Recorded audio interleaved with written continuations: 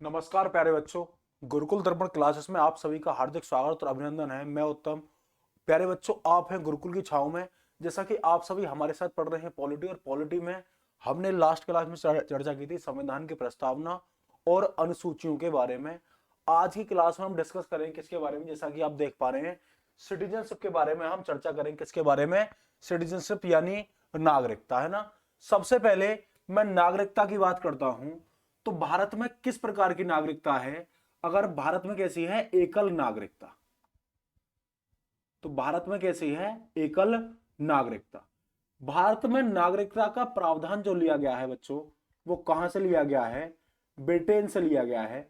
जिस प्रकार ब्रिटेन में एकल नागरिकता है, ठीक उसी प्रकार भारत में भी क्या है? एकल नागरिकता है। अगर मैं आपको बताना चाहूं कि जैसे कि मान के चले आप स्विट्जरलैंड या फिर संयुक्त राज्य अमेरिका, यहां पर दोहरी नागरिकता है। एक तो केंद्र सरकार की है और दूसरी किसकी है प्यारे बच्चे? सेंट्रल गवर्नमेंट तो केंद्र सरकार ही हो जाता है, स्टेट गवर्नमेंट यानी राज्य सरकार। तो पहली किसकी? अगर मैं बात करता हूं किसकी? अमेरिका और स्विट्जरलैंड। यहां पर कौन कौन सी नागरिकताएं हैं? तो यहां पर पड़ती है बच्चों कौन सी? दोहरी नागरिकता। कौन सी नागरिकता? दोहरी नागरिकता, ठीक है। और दोहरी नागरिकता कहां पर? अमेरिका और स्विट्जरलैंड में। दोहरी किस प्रकार? एक केंद्र की यानी संघ की और दूसरी राज्य सरकार की। और जबकि हमारे भारत में कैसी है? एकल नागरिकता। जिस प्रकार ब्रिटेन में है, हमारे यहां व्यक्ति को एक ही नागरिकता दी जाती है, ठीक है। आपको नागरिकता का अलग अलग प्रमाण पत्र लेने की आवश्यकता नहीं है। और सभी का जो अचूक सरकार ने उपाय निकाला है, वो निकाला है आधार कार्ड। लेकिन आधार कार्ड से परे आप ड्राइविंग लाइसेंस या फिर voter ID card voter ID card लेकर जाते हैं, तो वो भी आपको समान रूप से क्या होता है? लागू होता है।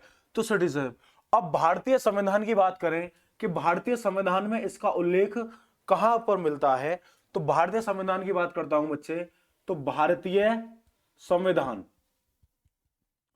तो भारतीय संविधान के भाग कौन सा है? तो भाग 2। और अगर मैं आर्टिकल की बात करता हूं 5 से लेकर 11, तो आर्टिकल की बात करता हूं 5 से लेकर 11 तक जिक्र मिलता है इसका, संविधान का, है ना। तो 5 से लेकर 11 तक क्या मिलता है? इसका जिक्र हमें देखने को मिलता है, ठीक है। तो 5 से लेकर भारतीय संविधान में क्या है? एकल नागरिकता का प्रावधान है। और भारतीय संविधान का भाग 2 और अनुच्छेद 5 से 11 इससे संबंधित है। तो भारत में कैसी एकल नागरिकता, जबकि अमेरिका, स्विट्जरलैंड जैसे संघ प्रदेशों में कैसी नागरिकता है? दोहरी नागरिकता है। ये तो हो गई बेसिक नागरिकता, ठीक है। अब मैं बात करता हूं नागरिकता, जो भारत में नागरिकता है वो कितने आधार पर दी जाती है ना। आधार की बात करें तो कितने आधार पर नागरिकता दी जाती है? तो अगर मैं बात करता हूं क्या बच्चे? नागरिकता प्राप्ति के अधिकार, नागरिकता प्राप्ति के प्रकार, तो कितने प्रकार से नागरिकता प्राप्त की जा सकती है? एक तो जन्म से, तो जैसे कि मान के चलो कि हम हैं, आप लोग हैं, हम जन्म से क्या है? भारत के नागरिक हैं। और भारत का नागरिक वही कहलाएगा जिस व्यक्ति ने 18 वर्ष की उम्र प्राप्त कर ली हो। तो मैं मान के चलता हूं अपने आप को कि मुझे किस आधार पर नागरिकता मिली है। तो बच्चे, मुझे किस आधार पर नागरिकता मिली है? मुझे मिली है जन्म के आधार पर, ठीक है। दूसरी बात करता हूं, दूसरा प्रकार है इसका वंश परंपरा के आधार पर। किसके आधार पर? वंश तथा परंपरा के आधार पर। अगर मैं बात करता हूं आपके माता या पिता में से कोई एक क्या है? भारतीय है ना, तो आपको वंश तथा परंपरा के आधार पर नागरिकता दे दी जाएगी, ठीक है। चलिए, फिर आपका हो जाता है पंजीकरण के द्वारा। किसके द्वारा? पंजीकरण के द्वारा, बाय रजिस्ट्रेशन, है ना। पंजीकरण के द्वारा, किसके द्वारा? पंजीकरण के द्वारा। अगर आप राष्ट्रमंडल, अगर मैं बात करता हूं थोड़ा सा यहां पर बात करता हूं किसके बारे में? राष्ट्रमंडल। ये राष्ट्रमंडल देश वह देश हैं जिन पर कभी ना कभी ब्रिटेन का क्या रहा था? अधिकार रहा था। तो राष्ट्रमंडल, अगर मैं संघ की बात करता हूं तो राष्ट्रमंडल संघ की जो स्थापना हुई थी वो 1949 में इसकी स्थापना होती है लंदन में। और इसमें वर्तमान समय पर कितने देश हैं? 54 देश हैं। तो बड़े ही कम शब्दों में यहां पर हमने चर्चा कर ली राष्ट्रमंडल संघ की 1949 में इसकी स्थापना, और इसमें वर्तमान में कितने देश हैं? 54 देश हैं राष्ट्रमंडल संघ में। अब बात की कि राष्ट्रमंडल संघ में कितने देश हैं? 54 देश, जिनमें से अगर मैं बताना चाहूं जैसे कि आपका कनाडा, भारत, और दूसरी तरफ कौन सा? दक्षिण अफ्रीका, और मतलब न्यूजीलैंड और ऑस्ट्रेलिया, जितने देशों पर किसका कभी ना कभी ब्रिटेन का कब्जा रहा होगा, बनियों का देश कहा जाने वाला ब्रिटेन, तो लगभग राष्ट्रमंडल खेलों में वो 54 देश आते हैं, है ना, जिसमें उत्तरी अमेरिका, यूरोप, अफ्रीका, एशिया और ऑस्ट्रेलिया के देश भी शामिल हैं। ठीक है, तो पहला प्रकार हो गया जो देश राष्ट्रमंडल के संघ के देश हैं, अगर वो भारत में आते हैं तो 5 वर्ष रहने पर उन्हें रजिस्ट्रेशन के द्वारा नागरिकता दी जा सकती है। ठीक है, चलिए, और फिर क्या हो जाता है? देशीयकरण द्वारा नागरिकता। किसके द्वारा? देशीयकरण द्वारा नागरिकता। अब मैं बात करता हूं किसके द्वारा? देशीयकरण द्वारा नागरिकता। ठीक है, तो मुख्य रूप से ये क्या है? नागरिकता संबंधी प्रकार है, किसके आधार पर नागरिकता दी जा सकती है। बच्चों, देशीयकरण का मतलब होता है, अगर मैं आपको समझाना चाहूं यहां पे, देशीयकरण द्वारा नागरिकता कि जो देश राष्ट्रमंडल के सदस्य नहीं है तो उनको भारत में कितने वर्षों तक रहना पड़ेगा? 10 वर्षों तक रहना पड़ेगा। उसके बाद उन सभी निवासियों को क्या दी जाएगी? नागरिकता दी जाएगी। तो यहां पर जैसे कि आप स्क्रीन पर देख पा रहे हैं, सबसे पहले हमने बात की कि भारत में किस प्रकार की नागरिकता है? एकल नागरिकता। कहां से प्रावधान लिया गया? ब्रिटेन से। भारतीय संविधान के भाग 2 और अनुच्छेद 5 से 11 इससे संबंधित है। दोहरी नागरिकता अमेरिका और स्विट्जरलैंड में है। ठीक है, वहां एक केंद्र की होती है, एक राज्य की। नागरिकता प्राप्ति के अधिकारों के बारे में बात की, जन्म के आधार पर नागरिकता मिलेगी, जैसे मैं जन्मा हूं भारत में, ठीक है, वंश परंपरा के आधार पर मेरा जन्म बेशक विशेष में हुआ है, लेकिन मेरे माता या फिर पिता एक कहां पर जन्मा है? भारत में। ठीक है, पंजीकरण, जो देश राष्ट्रमंडल के सदस्य हैं उन देशों के निवासियों को भारत में 5 वर्ष रहना होगा और फिर रजिस्ट्रेशन करा के वो नागरिकता ले सकते हैं। देशीयकरण द्वारा मतलब है आपका कि जिस प्रकार अगर कोई देश अगर कोई किसी भी देश का निवासी जो राष्ट्रमंडल का सदस्य नहीं है, वह देश, वहां के लोग अगर भारत में नागरिकता लेना चाहते हैं तो उनको 10 वर्षों तक रहना होगा। चलिए, ये सारी बातें थी, आगे जानेंगे। अगर मैं आपको थोड़ा सा समझाना चाहूं तो यहां पर थोड़ा सा जगह बची है। ठीक है, अब नागरिकता किस प्रकार ली जा सकती है ना, है ना, नागरिकता के अधिकारों का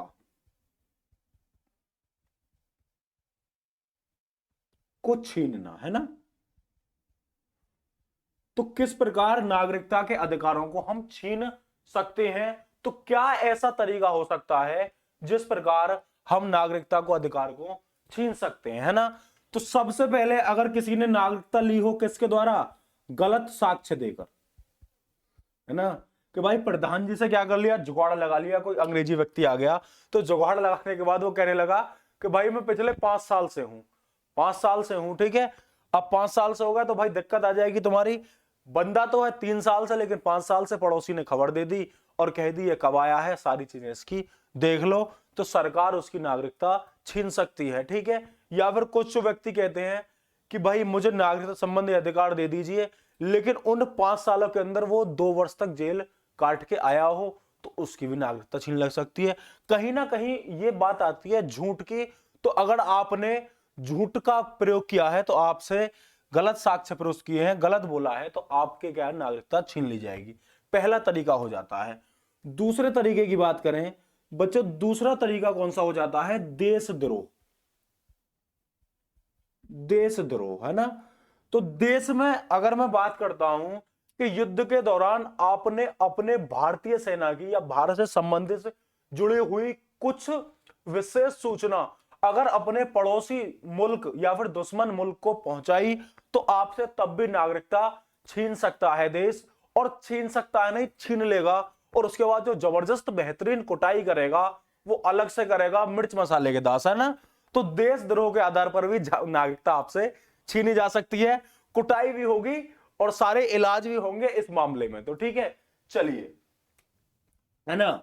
तीसरा है बाहरी नागरिकता।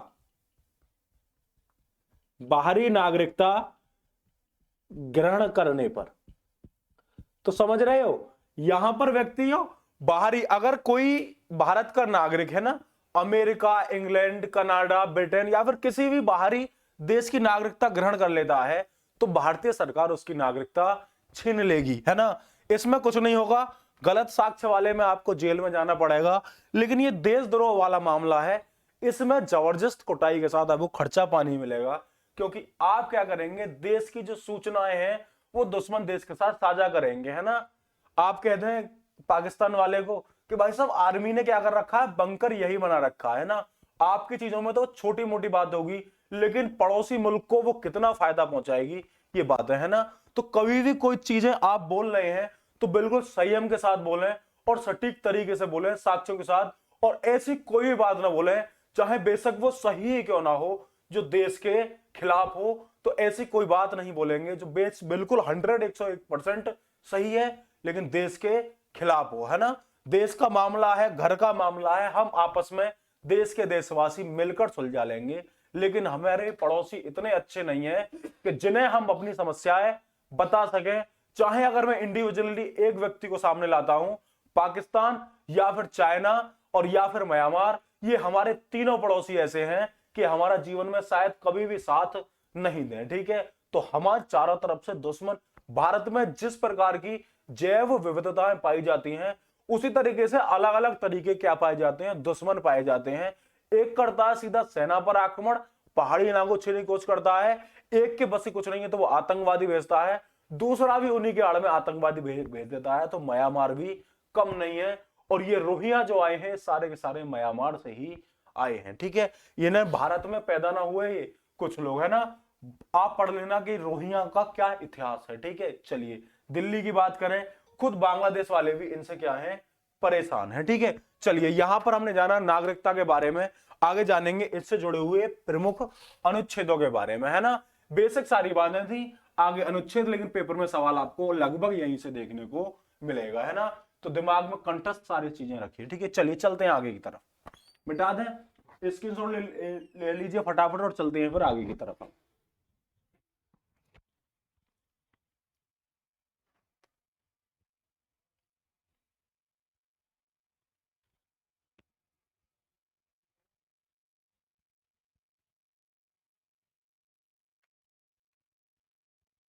चलिए बच्चों, अब जानते हैं नागरिकता जुड़े हुए प्रमुख अनुच्छेद। इसके बारे में फिर इसके बाद हम बात करेंगे भारतीय नागरिकता संशोधन विधेयक 2019 के बारे में, है ना। अब बात करते हैं आर्टिकल 5 की। आर्टिकल 5 क्या कहता है, संविधान के प्रारंभ पर नागरिकता, किसके पर, संविधान के प्रारंभ पर नागरिकता, नागरिकता, है ना। जिस समय हमारा संविधान लागू हुआ था उस समय जो लोग यहां पर निवास करते थे उन सभी लोगों को नागरिकता, है ना। समझ में आ रहा है ना चीजें। तो आगे बात करेंगे कि संविधान के प्रारंभ पर नागरिकता, है ना। अब बात करेंगे आर्टिकल 6 की, है ना। अब क्या है बच्चों, बताओ, चलिए बताइए। तो पाकिस्तान से, किससे, पाकिस्तान, पाकिस्तान से भारत आने वाले,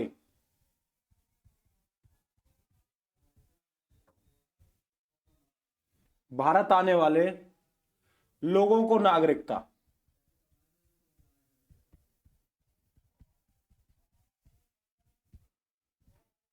तो जो उस समय जब भारत पाकिस्तान बंटवारा हुआ था तो पाकिस्तान से भारत आने वाले लोगों को नागरिकता संबंधी अधिकार दिए गए आर्टिकल 6 के अनुसार, है ना। तो आर्टिकल 7 क्या कहता है कि भारत से पाकिस्तान जाने वालों को नागरिकता,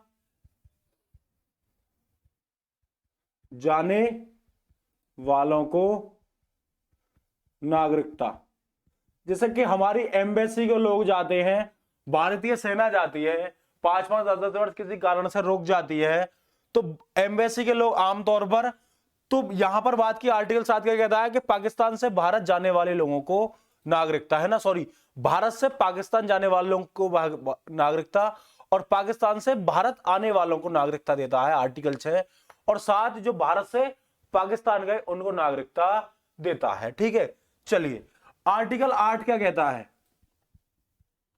बताइए।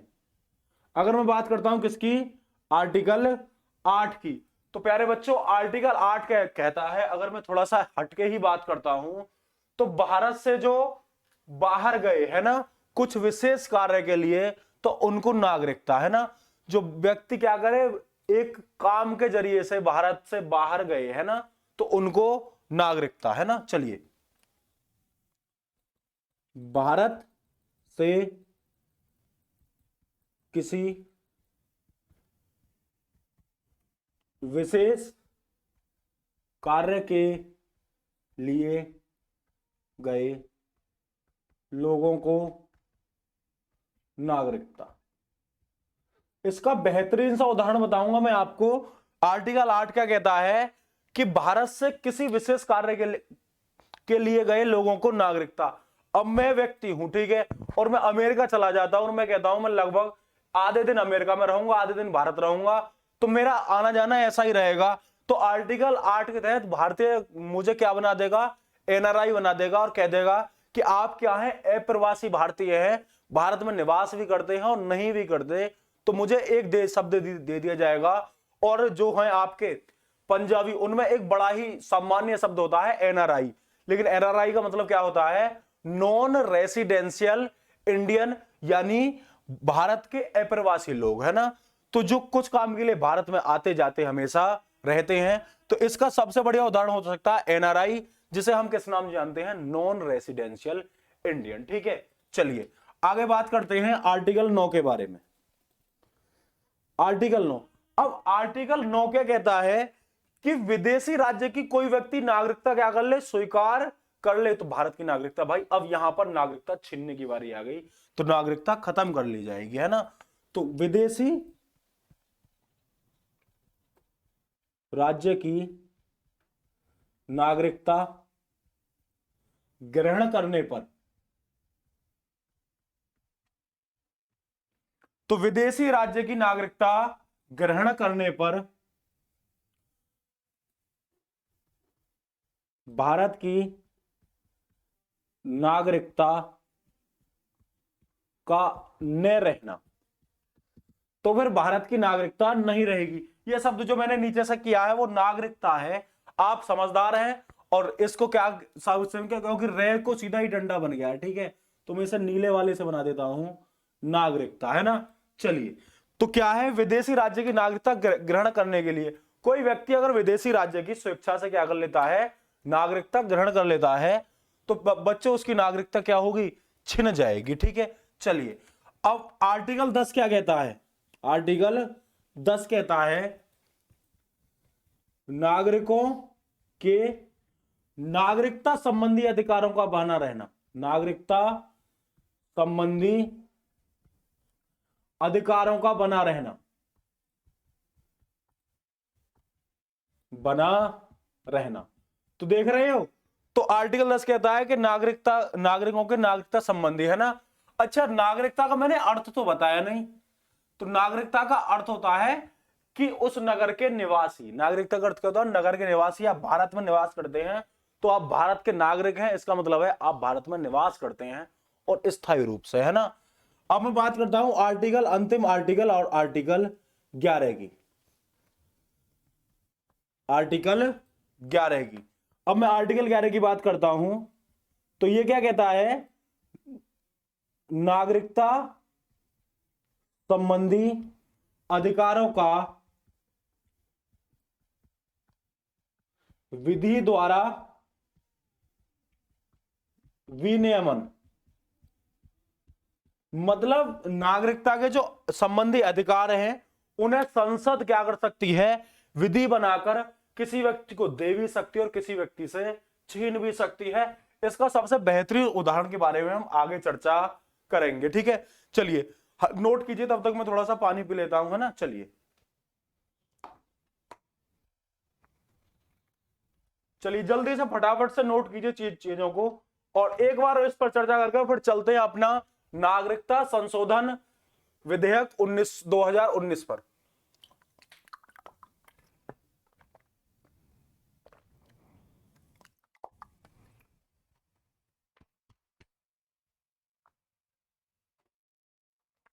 चलिए, तो आर्टिकल 5 संविधान के प्रारंभ पर आए, जब संविधान लागू हुआ जितने लोग निवास करते थे सभी को नागरिकता दे दी जाएगी।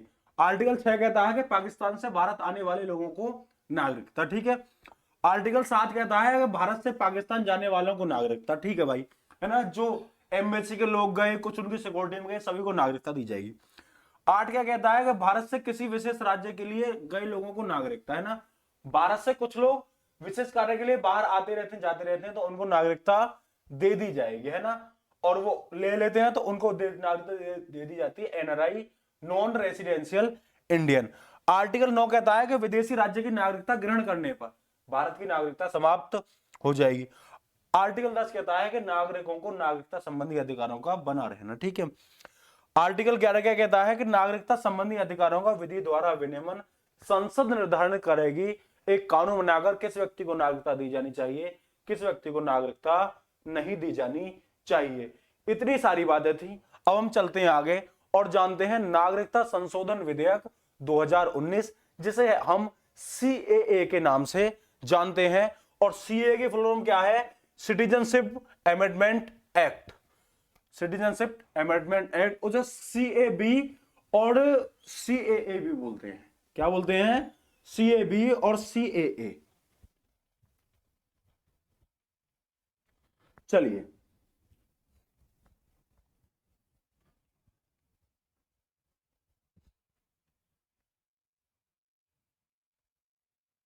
चलिए बच्चों, अब हम बात करते हैं कि क्लास थोड़ी लंबी हो जाए, कोई दिक्कत वाली बात नहीं है। सीएए, है ना, इसको सिटीजनशिप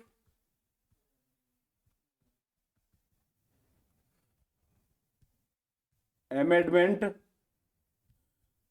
एक्ट 2019, है ना। क्या है? नागरिकता संशोधन विधेयक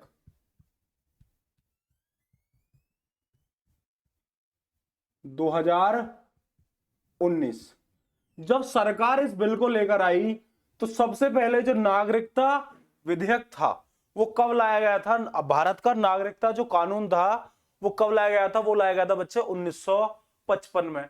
तो नागरिकता वाला कानून जो था वो कब लाया गया था? 1955 में लाया गया था। नागरिकता वाला कानून कब लाया गया था? 1955 में। अब चीजें चलती हैं कि 1955 में तो कानून लाया गया, समय समय पर संशोधन हुए, और लास्ट टाइम संशोधन कब हुआ? Citizenship amendment act 2019।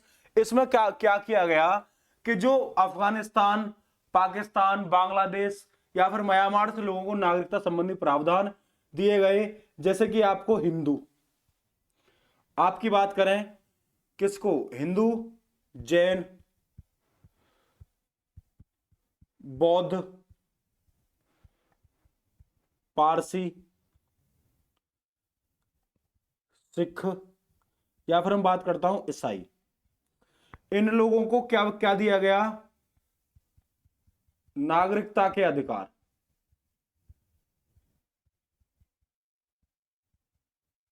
नागरिकता के अधिकार। जबकि एक संप्रदाय होता था मुस्लिम, है ना, मुस्लिम धर्म के लोगों को नागरिकता संबंधी अधिकार नहीं दिए गए।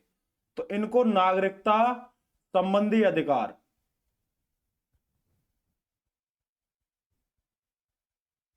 नहीं दिए गए, ठीक है। तो अगर मैं बात करता हूं, सिटीजनशिप अमेंडमेंट एक्ट 2019 आया था, उसमें हिंदू, किसमें बच्चे? हिंदू, जैन, बौद्ध, पारसी, सिख, ईसाई आदि जो धर्म के लोग थे सभी को नागरिकता के अधिकार दिए गए। लेकिन एक ऐसा व्यक्ति हुआ करता था, कौन सा? मुस्लिम धर्म के लोगों को क्या दिया गया? नागरिकता संबंधी अधिकार नहीं दिए गए।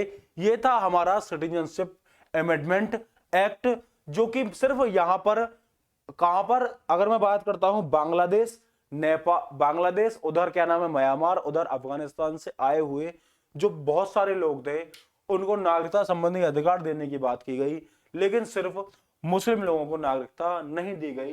देखो, आमतौर पर अगर आप एक व्यक्ति सोचिए कि आप एक गांव के निवासी हैं, गांव में किसी का रिश्तेदार या फिर कोई रहने आ जाता है तो आप लोग काफी तरह से उससे चिढ़ते हैं कि क्या इसके यहाँ पर जगह नहीं थी। लेकिन आप एक पड़ोसी देश से, जो कि एक तरफ से इस्लामिक कंट्रीज है ना, बांग्लादेश या फिर पाकिस्तान, और वहां से अन्य धर्म के लोगों को निकाल दिया जाता है, साथ में वो अपने लोगों के लिए मुस्लिमों को भी निकाल दिया जाता है। क्या ऐसी संभावना है कि भारत से कभी हिंदू क्या करें, कुछ एक संख्या है ना, मान के चलो 121 करोड़ है ना, जो आज पहुंचकर 130-135 करोड़ पहुंच गई है। अब सटीक आंकड़ा तो तब पता पड़ेगा जब 2021 की जनगणना होगी, क्योंकि समय आने वाला है 2023 तक, लेकिन सरकार जनगणना कराने के लिए बिल्कुल तैयार नहीं है। और इस सरकार का पता ना क्या ही मूड है, ये क्या ही करा के मानेगी। ठीक है, तो आंकड़ा तभी पता पड़ेगा जब जनसंख्या का सटीक, जब हमारी जनगणना हो जाएगी। ठीक है, तो इस देश में अगर 1 करोड़ हिंदू व्यक्ति भी निकल जाएं तो क्या पड़ोसी इस्लामिक कंट्री उन्हें शरण दे सकती हैं? नहीं। कभी हमारे पड़ोसी चाइना से या पाकिस्तान से हमारा युद्ध होता है तो क्या हमारा पड़ोसी कोई ऐसा है जो हमें शरण दे सकता है? तो बच्चे वो नहीं दे सकता। ठीक है, चलिए, तो प्यारे बच्चों, आज की क्लास में हमने लास्ट टाइम इतना पढ़ा कि सिटीजनशिप अमेंडमेंट एक्ट सिर्फ मुस्लिम धर्म के लोगों को छोड़कर सभी को क्या देता था? नागरिकता संबंधी अधिकार देता था। तो आज की क्लास को हम यहीं तक रखते हैं, मिलते हैं आपसे कल अगली क्लास में। तब तक के लिए लेते हैं आपसे विदा। Thank you so much. जय हिंद, बाय बाय।